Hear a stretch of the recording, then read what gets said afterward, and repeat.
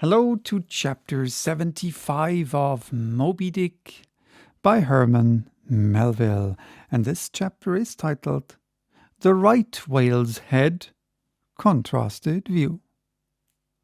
Crossing the deck, let us now have a good long look at the right whale's head. As in general shape, the noble sperm whale's head may be compared to a Roman war chariot, especially in front where it is so broadly rounded.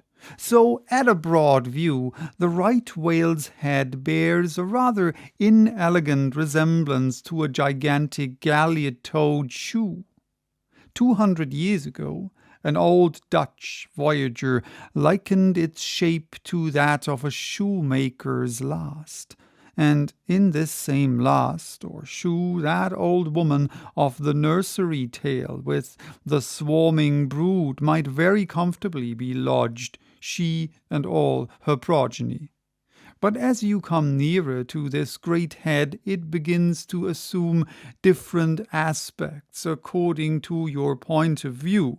If you stand on its summit and look at these two F-shaped spout holes, you would take the whole head for an enormous bass viol, and these spiracles, the apertures in its sounding board. Then again, if you fix your eye upon this strange crest comb-like incrustation on the top of the mass, this green barnacled thing which the Greenlanders call the crown, and the southern fishers the bonnet of the right whale, fixing your eyes solely on this, you would take the head for the trunk of some huge oak, with a bird's nest in its crotch. At any rate, when you watch those live crabs that nestle here and on this bonnet, such an idea will be almost sure to occur to you, unless, indeed, your fancy has been fixed by the technical term crown, also bestowed upon it. In which case you will take great interest in thinking how this mighty monster is actually a diademed king of the sea, whose green crown has been put together for him in this marvelous manner. But if this whale be a king, he is a very sulky-looking fellow to grace a diadem. Look at that hanging lower lip.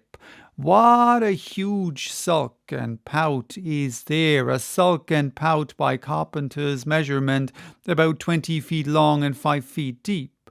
A sulk and pout that will yield you some 500 gallons of oil and more.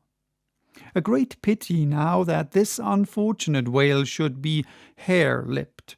The fissure is about a foot across. Probably the mother, during an important interval, was sailing down the Peruvian coast when earthquakes caused the beach to gape.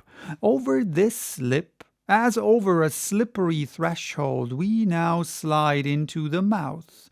Upon my word, were I at Mackinac, I should take this to be the inside of an Indian wigwam. Good Lord, is this the road that Jonah went?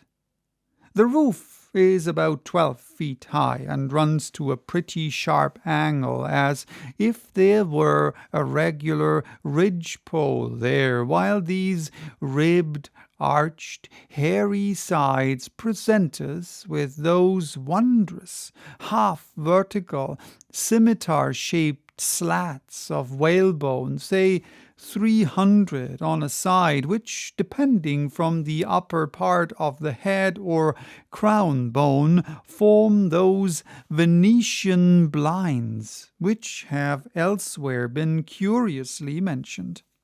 The edges of those bones are fringed with hairy fibers, through which the right whale strains the water, and in whose intricacies he remains the small fish, when open-mouthed he goes through the seas of Brit in feeding time.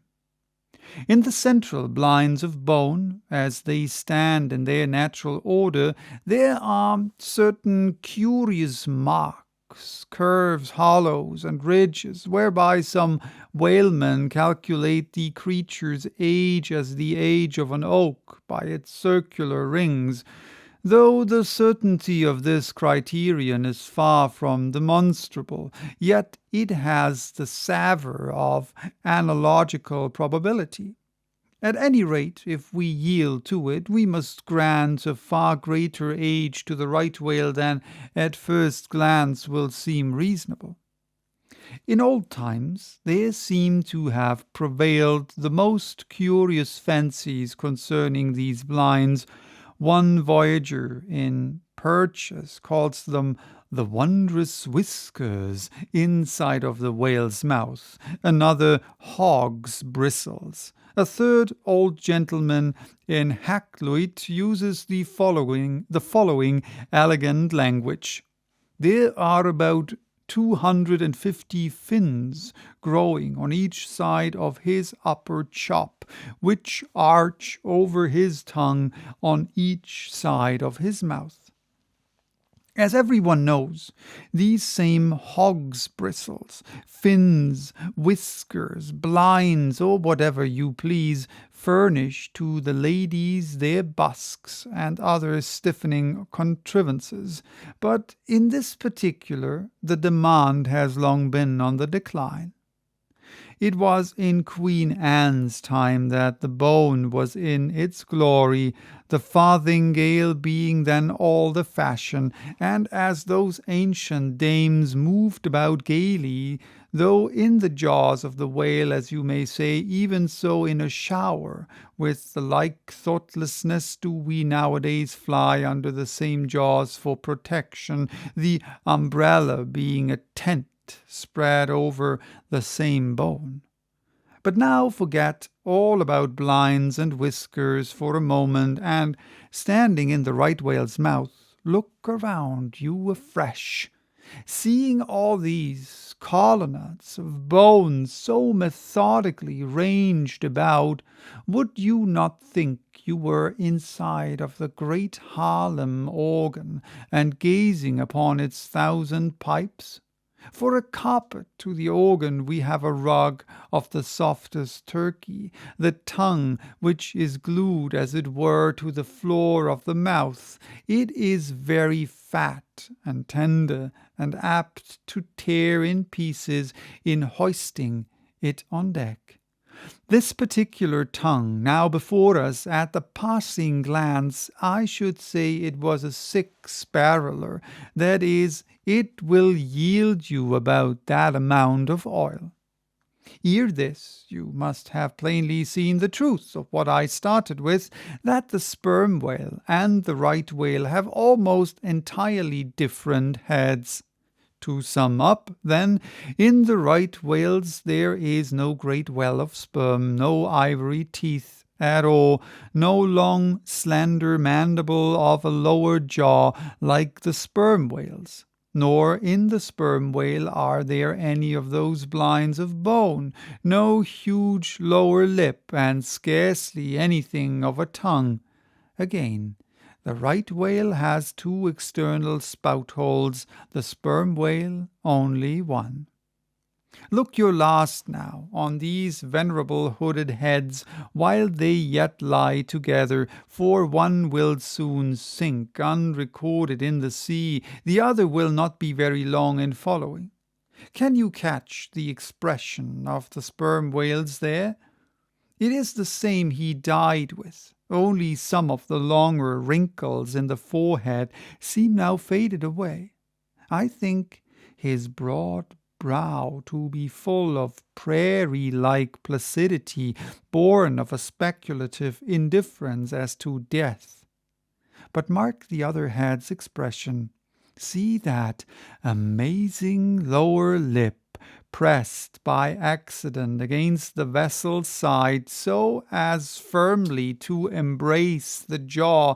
Does not this whole head seem to speak of an enormous practical resolution in facing death? This right whale I take to have been a Stoic, the sperm whale a Platonian, who might have taken up Spinoza in his latter years. So that was chapter 75. Bye-bye till next time with chapter 76, titled The Battering Ram.